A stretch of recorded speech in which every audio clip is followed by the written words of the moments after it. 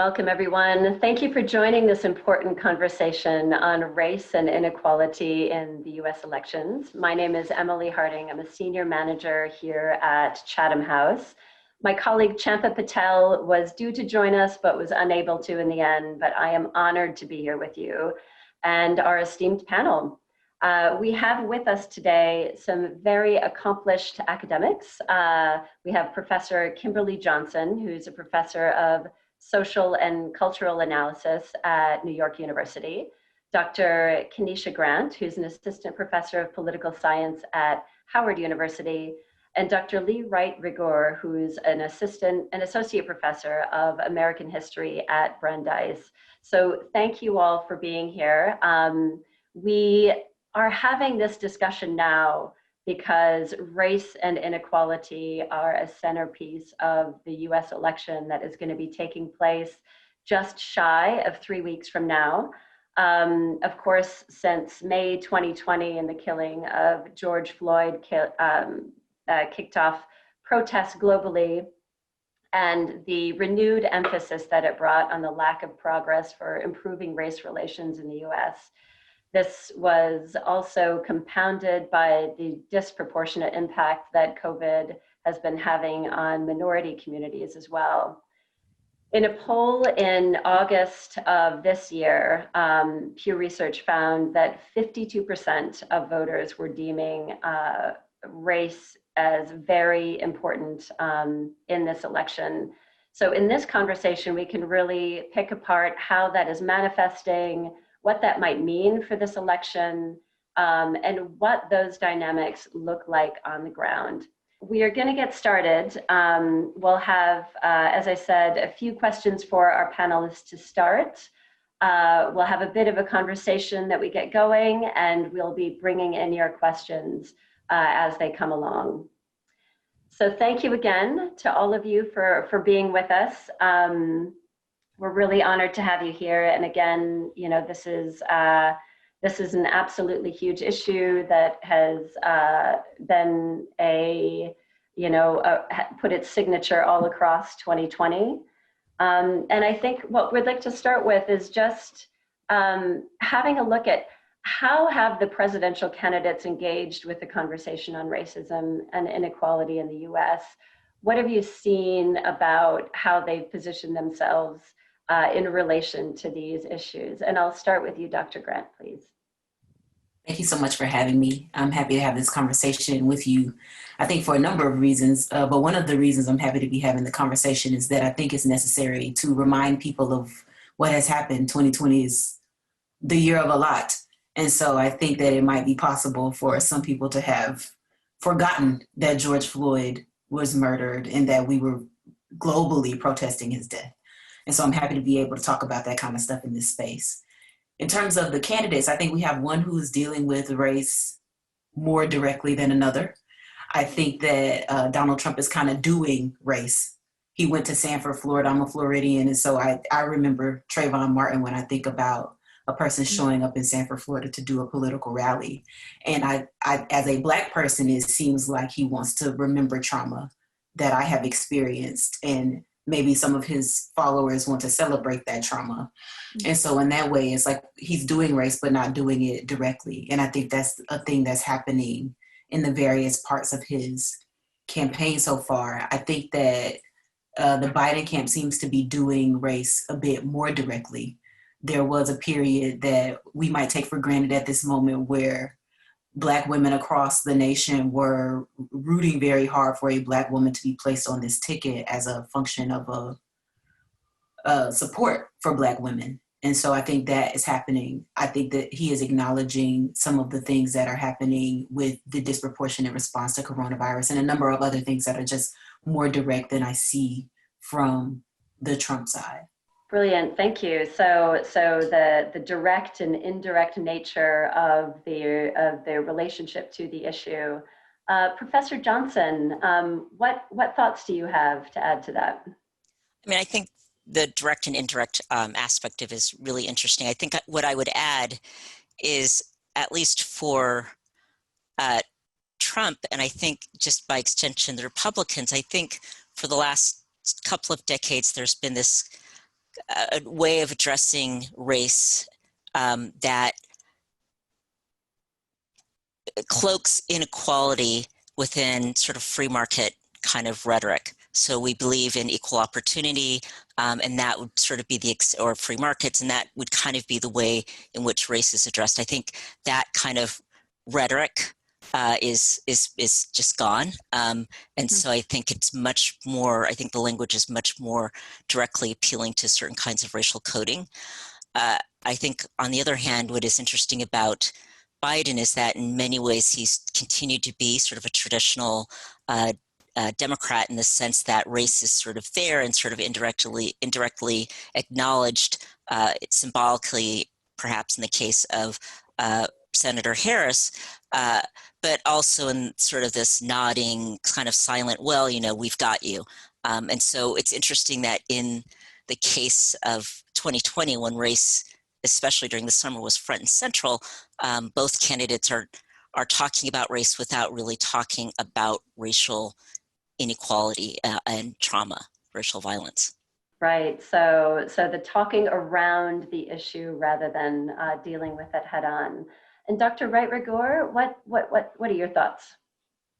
So I want to echo what you know, Kenesha and Kim have said already in this conversation, but I think I also want to add in maybe a provocative point of view, which is that I actually think that Donald Trump is the race candidate. I think that he's been quite explicit about not just dabbling, but really engaging in white identity politics. And that has been one of the signatures of his presidential, not just campaigns since 2015, but really his presidential administration and the promise of a second Trump administration. Now, there are lots of ways that I think Donald Trump tries to, you know, the president tries to neutralize any attacks that he might be, say, a racist or a bigot or a xenophobe or something like that. And he's doing it right now with his, you know, superficial outreach efforts to African Americans that we've seen in a lot of commercials, that we saw at the Republican National Convention, that we've seen in the unveiling of this so-called Platinum Plan aimed at Black America. But I think the fact remains, and this picks up a bit on what Kenesha and Kim mentioned earlier, is that, you know, this is not the dog whistle politics of old. This is a megaphone. These are, you know, in a lot of ways, the closest candidate I would say it's to is Ronald Reagan, but even Ronald Reagan was much more polished on his racial politics than Donald Trump is. So I think that puts us in a really interesting and puts Democrats in a particularly provocative place, because you're battling a candidate, you're fighting with a candidate that addresses race, but not in the way, in identity politics, but not in the way that we would imagine presidential candidates or historically presidential candidates have done. And so I do think we've seen these moments. Some have been clumsy, some have been really explicit, where the Trump campaign has addressed race head on. We saw this with the executive order on diversity training and race most recently, right? The comments from Mike Pence in the debate about systemic racism not existing, not being a real thing. So we've seen a lot of this over and over again. And then I do want to echo what I think the other panelists have said about Joe Biden, which is that he's running a traditional Democratic campaign around centralized around race. We may say that it's different because there is a Black woman on a ticket, and that does matters profoundly. But even in, I think, her performance of race politics, and I want to use performance here very deliberately, her performance of race politics is really not that different from Barack Obama in 2008 and 2016. So I think we should really investigate what that means, particularly in the midst of not just a racial pandemic, but also a health pandemic as well. And the two are interconnected. Absolutely. So you kind of have the traditional approach from the Biden team and sort of a race narrative on the Trump side that is kind of missing the point, but maybe not missing the point at the same time, depending on what his goals might be. So I'm curious, I mean, how would you say that the Black Lives Matter movement is changing the narrative, and how has that, because there was a lot of activity, particularly over the summer, after the George Floyd killing. And there's also now kind of this thought about protest fatigue. So let's start with you, Professor Johnson. How would you approach the Black Lives Matter movement now, and how would you characterize its influence on the election?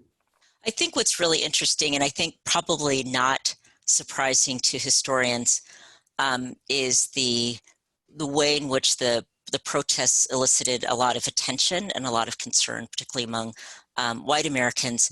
And then a couple of months later, we see this sort of decrease in concern. And that's certainly something that we saw in the 1960s, where civil rights sort of emerges as a topic, an issue that is of importance. And then 6 months, 8 or so later, it's not so important.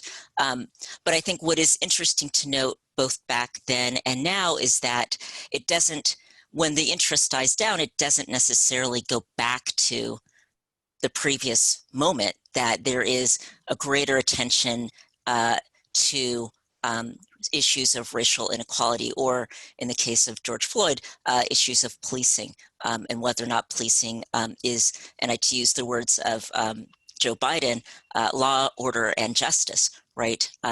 So I think that that's one thing to keep in mind, is that even though interest may have gone down, it doesn't go back to indifference or that it rested on before. And I think the second part of what I would say is that even his ability, Trump's ability to use the trope of law and order and to rail against the idea of defunding the police, again, I think is a sign that, in fact, Black Lives Matter did change the agenda in a way. That you can't talk about defunding the police or even law and order without actually acknowledging that you want to do certain things in how you're going to deploy quote unquote law and order. So conversations are available now that would not have been available otherwise. Absolutely. Right. Great. And Dr. Grant? Yeah, I think the fact that a vice presidential candidate and Mike Pence is even saying that systemic racism doesn't exist is a direct response to that work. I think the other thing I was thinking about is this idea of protest fatigue. And I just want to, I think, be clear about the idea that not everybody has that luxury. And so when I'm thinking about Black voters, I think we are tired just in general. But I think the protest fatigue might look a little different for us because it's a constant onslaught of things than it might look for the general public. And I think Professor Johnson is right that for the general public or for white Americans, we don't go all the way back to where we were, and that we can have conversations and have some kind of basic understanding of a baseline being different as a function of Black Lives Matter protest happening. And so I think for sure they shape not only what the president does and how the president responds, but I think it shapes the Democratic Party too. It doesn't shape it as much as I want it to, right? But I don't think that a Kamala Harris nomination is possible without all the things that follow from George Floyd. It remains to be seen what she's going to look like as a politician. I think it's right that she's going to look more like Obama than she does any kind of radical person who we might have been hoping for if you are on the far left. But I, again, don't think that that happens without a Black Lives Matter conversation. Absolutely, absolutely. So some very clear manifestations directly from the influence of the protests. I mean, I remember when, I'm sure we all remember when the VP pick, they were kind of helicoptering over it, which felt like forever. You know, and there was that very clear message at a certain point that it has to be a woman of color that takes that spot. And so yeah, I agree that that's something that's a direct reflection of the movements from over the summer. And Dr. Wright-Rigueur. Sure. So I think there are a couple of things to keep in mind. So the first is to, one, give Black Lives Matter as a movement, right, as this broad kind of not simply just in one organization, but as a broad smattering of organizations and institutions committed to, the uplift of African American communities and police reform their due credit. One of the things that we know about the 2016 race is that Black Lives Matter as a movement was deeply influential, perhaps not in the way that we imagine it to be, though. We do know that Donald Trump used Black Lives Matter as a rhetorical punching bag on the road, and that the 2016 campaign and the election of Donald Trump had a profound impact on Black Lives Matter because it forced these various organizations to adjust their strategies, right? It's one thing to say, we're pushing essentially the Democratic Party, we're pushing them further left, or we're pushing them. It's another thing to say we're pushing a brick wall, right? But I do think those adjustments and the transformations that we see in Black Lives Matter and the sustainability and the resilience of this movement is actually very much responsible for the kinds of transformations that we see happening almost immediately. The fact that, we can say that the movement around, say, Ahmaud Arbery, Breonna Taylor, George Floyd is the largest mass movement that the world has seen, right? 26 million plus participants is really important. I also think we can talk about how Black Lives Matter has influenced politics, not simply on this kind of large scale level, but on like the micro and the local level, right? So we've seen the influence of Black Lives Matter in various local races, right? Various state races, the kind of candidates endorsed by Black Lives Matter, which is a transformation that Black Lives Matter moved into in the aftermath of 2016. So I do think that a lot of the kind of power politics and power plays that we see happening that seems very sudden in the aftermath of, say, George Floyd's death are actually the result of compounded movements that have been going on really not just since 2013, 2014, but even building on movements before that. Absolutely helpful to kind of put it in that historical context. So, I mean, some of what we've just heard is, maybe some hinting at, Kamala Harris might be more of an Obama, that Biden is a bit more traditional in his approach in terms of race relations and inequality. How much there's been talk about both of these candidates, and whether it be the 94 crime bill that is kind of coming back to haunt Biden a little bit now, or some of Kamala Harris's previous decisions in her previous elected offices. How much do you think those are going to affect things in the race? Let's start with you, Dr. Grant. I think it's tough. I think that most folks are kind of clear about where they are. I think they know who they want to support. I think the question is, will they turn out? And I think the question is, will the folks on the left feel comfortable to turn out, putting these things aside? It seems like the Biden-Harris camp is trying to contextualize the 94 crime bill and contextualize Harris's decisions. And I'm sympathetic to some of that, but I don't know that everybody is sympathetic to that. And so I don't think that there's a question about will or won't they support Biden-Harris. I think there's a question about will or won't they turn out to vote. Which, as we all know, is a crucial question in these really tight races.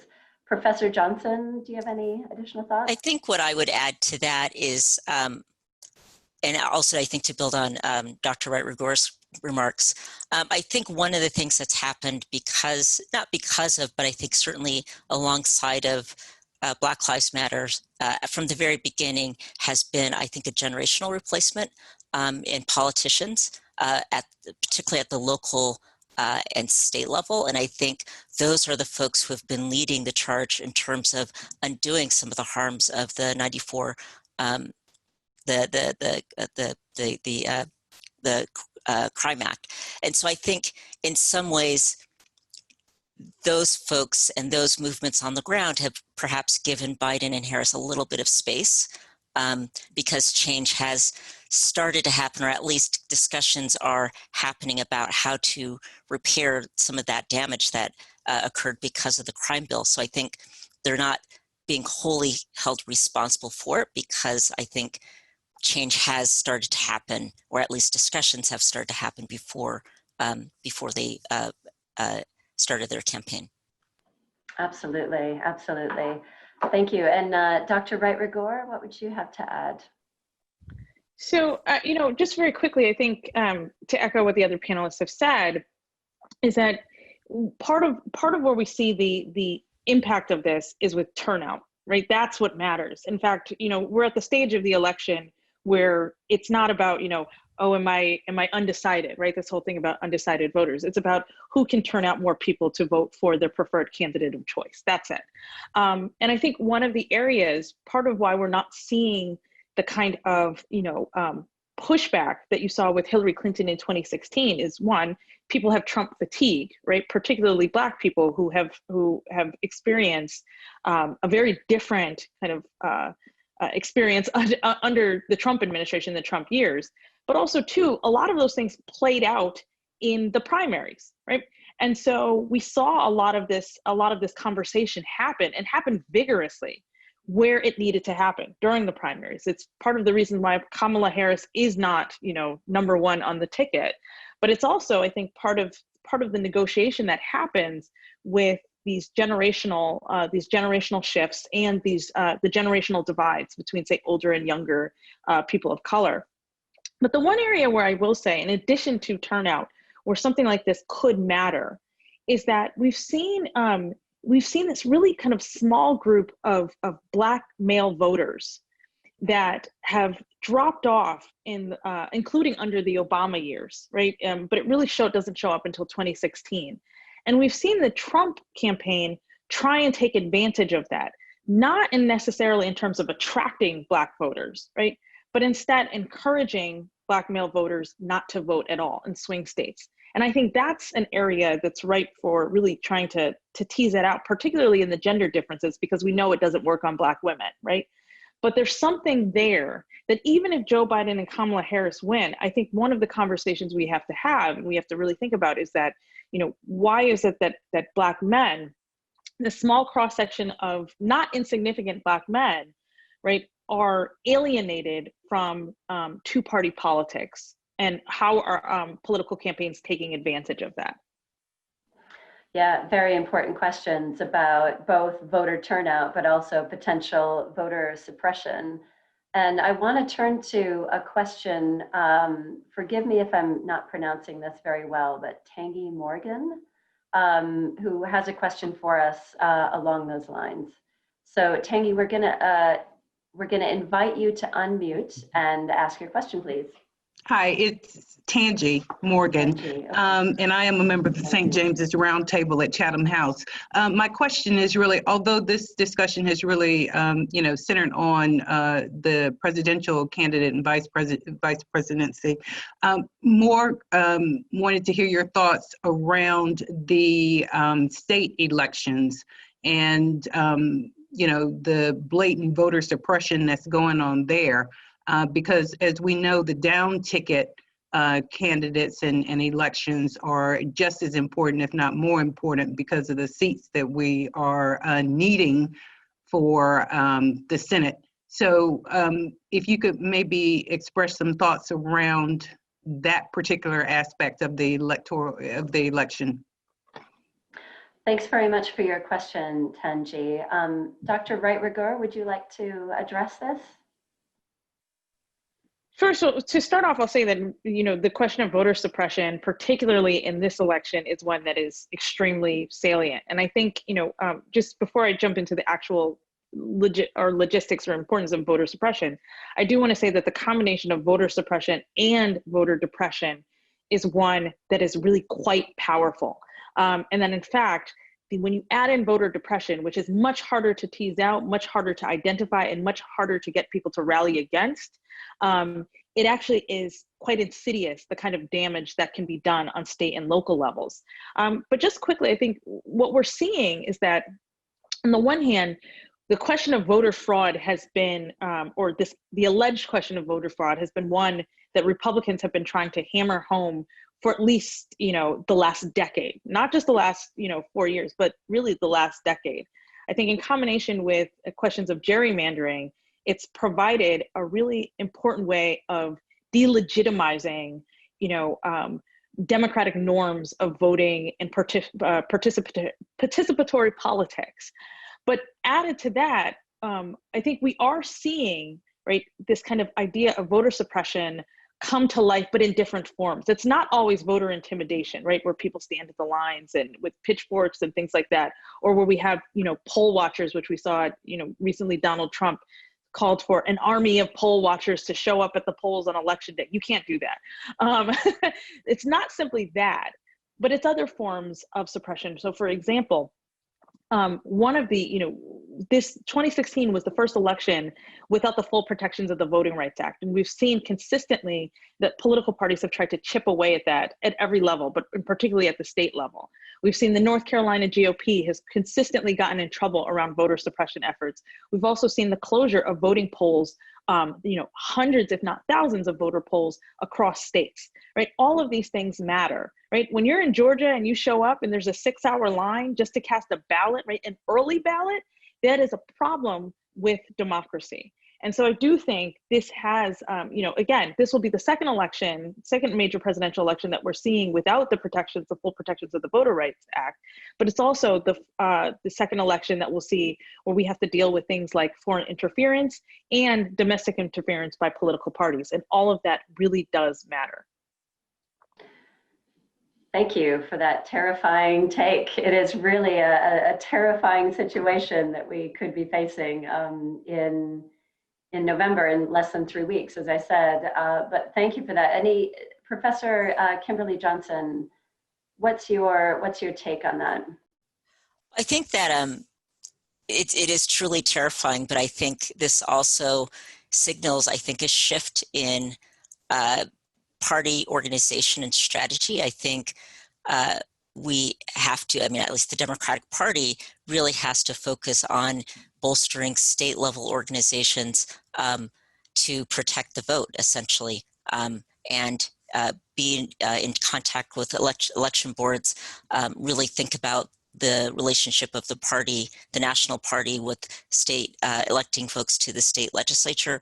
And all this is also, again, sort of put into danger because of the census, which was just shut down, essentially. And so that is also going to be, I think, a huge issue. But I think from my sort of sense of looking at voting during the late Jim Crow era, it really is interesting the ways in which groups like the League of Women Voters really worked very hard at trying to at least open up the vote at the state level before the Voting Rights Act was enacted. Absolutely. And do you have a sense of, you mentioned the readiness of state parties to secure the vote. Do you have any sense of how ready those state parties are to do so?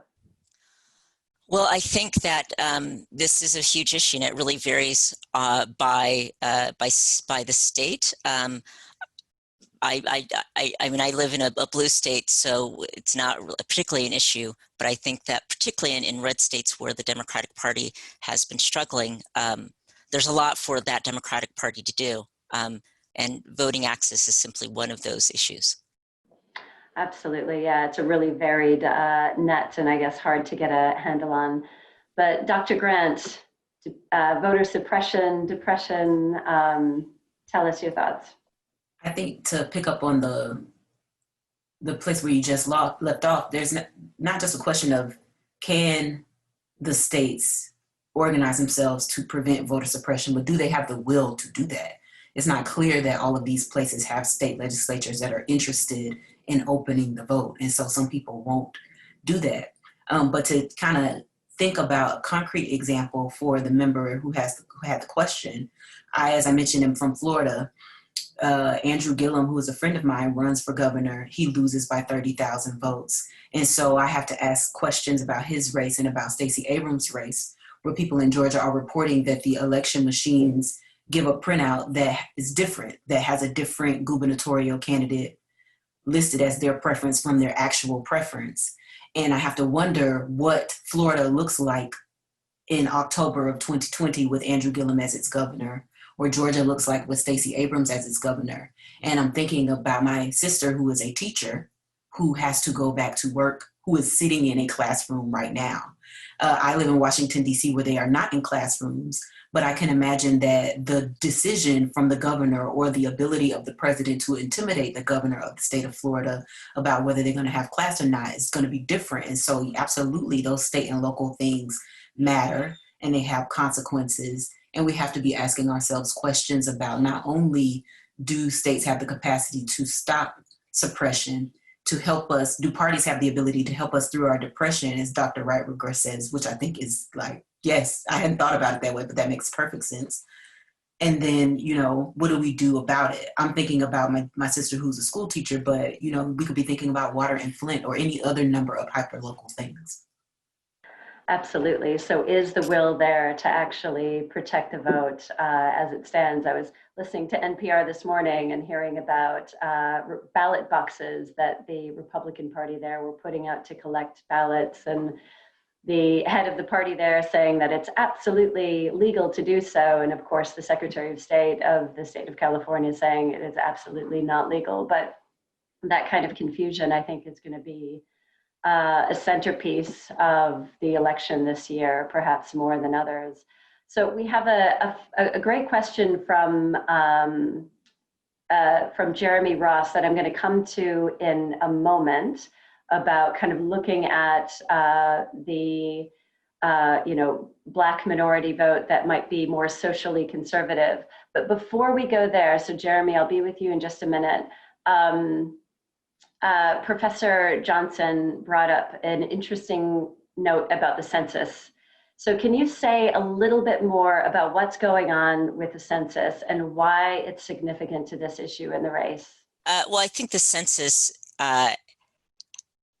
for the first time in decades, has become incredibly politicized. And so there were earlier moments in US history when the census was politicized because of the issue of representation.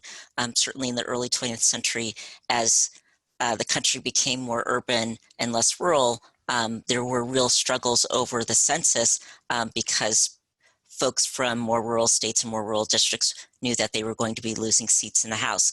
I think today, the effect is just of the census on politics is huge. I mean, it ranges from early attempts to add a citizenship question to depress, again, thinking about the notion of depression, to depress literally the number of people who would be willing to fill out the census form, to reducing the number of people, particularly I think in states that are not seen as, or places that are not seen as open to Republican Party. And so reducing those numbers. And then also I think the census is very much linked to funding.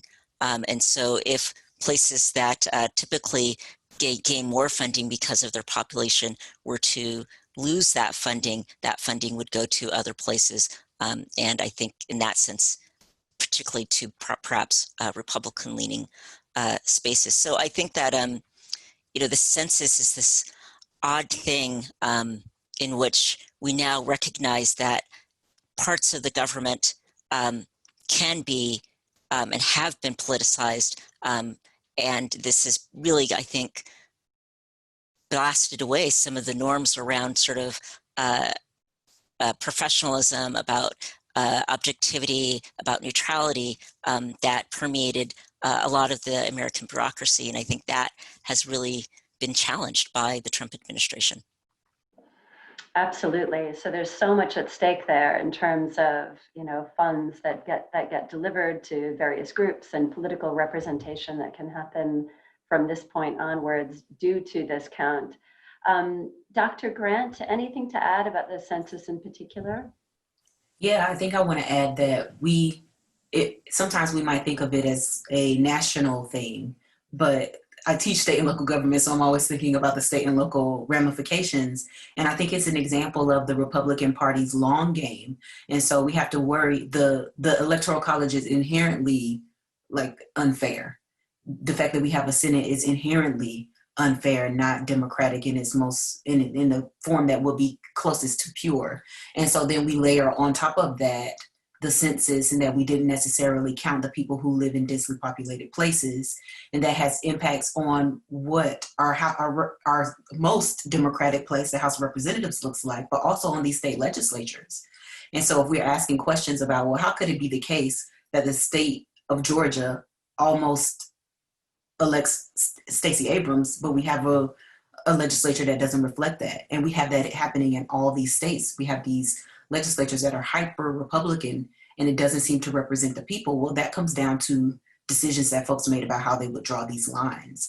And so I think the fact that the census is being tampered with here is problematic on a national level, problematic for resources, but also has this very problematic thing that has consequences for our state and local resources and representation. Absolutely. And to your point about the Electoral College and the unfairness of distribution there, there's a stat I saw recently that the Republicans in the Senate, which are the majority, actually represent 11 million fewer people than the minority of the Senate. So, I mean, just those kinds of things are decided with this very important, census that's happening this year. I just want to jump in really quickly that it's interesting in the last couple of weeks that there's also been this message, I think, pushed by a number of prominent Republicans that we're a republic and not a democracy. So I think in some ways there is this sense that, well, yeah, sure, we are not representing the majority, but that's okay because we're a republic, not a democracy. So I just wanted to add that. Getting it in on a technicality there, yeah. So Dr. Wright-Rigueur, what are your thoughts on the census, on the disparity potential involved in what's happening with that now? Sure. So I think my colleagues have covered it quite well, but I just wanted to add one quick point, which is to say that the decision to not to extend this census, right, so to end it at a certain point in time, actually came from the judiciary. And it came from judicial figures who had been appointed by the Trump administration. And so one of the lasting legacies and impacts of the Trump administration, irrespective of if Trump is reelected or if Joe Biden ends up winning the race, is just how much the judiciary has transformed, how the judiciary's decision actually affects people on the ground and these major, these kind of major, formerly apolitical areas. But that also, in terms of people on the ground, that has impact. And we saw this with, I think, with Dr. Johnson and Dr. Grant's examples, it has very real life impact for everyday ordinary people, including people of color. So, when we talk about elections have consequences, this is what we're talking about.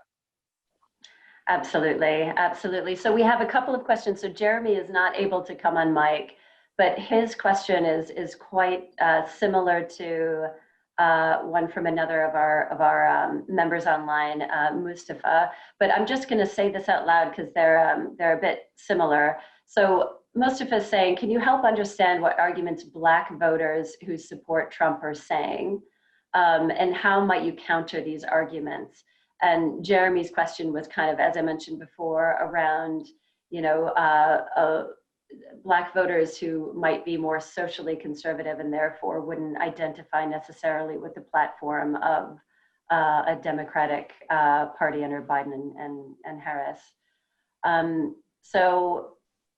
Professor Johnson, you took off your mute very quickly there. So I wonder if you have something to add on this.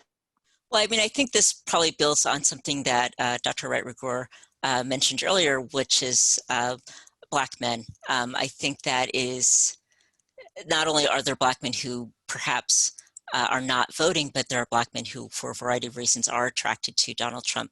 I think that there's something about his sort of presentation, his masculinity, the idea of individualism, that seems to attract a certain population, and that's across I think all population groups, but I think particularly for a subset of African American men, that's very appealing.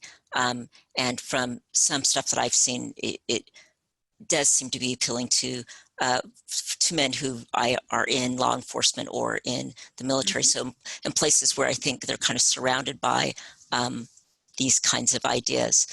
So I think that, and I think, it's not necessarily a large number, but I think there are still people who very much vote on the issue of abortion, and that they might otherwise vote for Biden, but abortion is still a very, very important issue for them. So I think that's some of, I would say that those are two groups that seem to be kind of leaning towards Trump for their own particular reasons. Thank you. Yeah, those single issue voters can always sneak in there in unusual ways. But Dr. Wright-Rigueur, do you have thoughts to add to this? Sure. So I should start by saying that in October 2016, I wrote an article basically explaining who are these Black Trump supporters. So if you're interested, please, by all means, you can look it up. I also wrote a book on race in the Republican Party and Black people in their relationship to the Republican Party and conservatism. So to answer I think it was the first question, which turned into the second question, yes, there are conservative Black people. They're about, at any given time, they're about 1/3 of African Americans self-identify as conservative. However, that rarely, if ever, translates into partisan support for the Republican Party. And there's a basic reason for that, which is that most African Americans, including those African Americans who self-identify as conservative, right, whose policy preferences line up with what we think of conservatism within the Republican Party, say that they will not support a candidate that they believe to be racist. It's as simple as that, right? And so year after year after year, in fact, decade after decade, Republicans really sit down and they try and figure this out. They say, why aren't we attracting Black evangelicals? Why aren't we getting, the Black pro-life vote? Why aren't we getting, Black men who are in, they're very rare, but Black men who are in the top, 10% of income earners? And the reason is straightforward, which is that the racism, right, or racialized kind of politics of the Republican Party bars greater participation from Black people. Now, with that said, when we think about Black Trump supporters, the vast majority of whom are men, it's exactly like Professor Johnson mentioned, which is that many of them are attracted to this idea of individualism. Many of them are attracted to the idea of, a kind of machismo or masculinity, hyper-masculinity exhibited by Trump. But then also, too, one of the defining features of these individuals is a dissatisfaction with electoral politics at large, right? So they say, the Democratic Party has failed me. Now, they may not kind of differentiate or decide how the party has failed them, but they also point to the fact that they feel like, say, electoral politics at large has failed them. And so what do? This very small cross-section, they turn to the Republican Party as the solution to their issues. One other thing that I want to throw out, many of them are not necessarily members of the NRA, but are Second Amendment supporters. And I think that does matter as well. Right. Thank you. So as we are getting very near out of time here, we have one last question that I'm going to put to you, Dr. Grant. Start with you here. And I think this kind of frames, where do we go from here very well, which is, what steps can or should the next administration take to show that they are taking protester concerns seriously? So maybe inherent in the question is assuming that it's a Biden administration. I'm not sure, but Dr. Grant, what would you like to see happen with the next administration? I think, do you want to know what I want, pie in the sky, or what do I think is going to happen?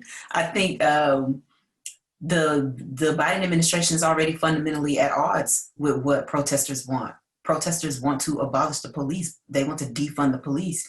And Joe Biden has already said that he will increase funding for law enforcement. And so I don't really know what he could do as the president to respond to some of these issues without upsetting the balance of kind of what folks were looking for. I think maybe it could be possible to say, I want to increase the number of police on the streets, and I'm going to enact some of the ideas that folks have about having a first responder be a social worker or some other person that's not a police officer. But I just am unsure about how they come back from some of the stuff that came out of the campaign. So no easy road. And Dr. Grant, I know that you have another event very shortly, so you may need to drop off. But Professor Johnson and Dr. Wright-Rigueur, What are your thoughts on what you would like to see the next administration do to show that they are taking this seriously? And Dr. Wright-Rigueur, I'll start with you. Sure. So I think one, even though I know we don't have enough time, I think it is useful to think about what do we aspire to see from the next administration, irrespective of if it's a Biden administration or a Trump administration, because there still is the possibility that Donald Trump may be reelected to the presidency. What I think is realistically going to happen is that if in a Biden administration, that we'll actually see the protesters, the Biden administration, sit down and meet with the protesters. And I think it'll be very, very similar to what we saw under the Obama administration.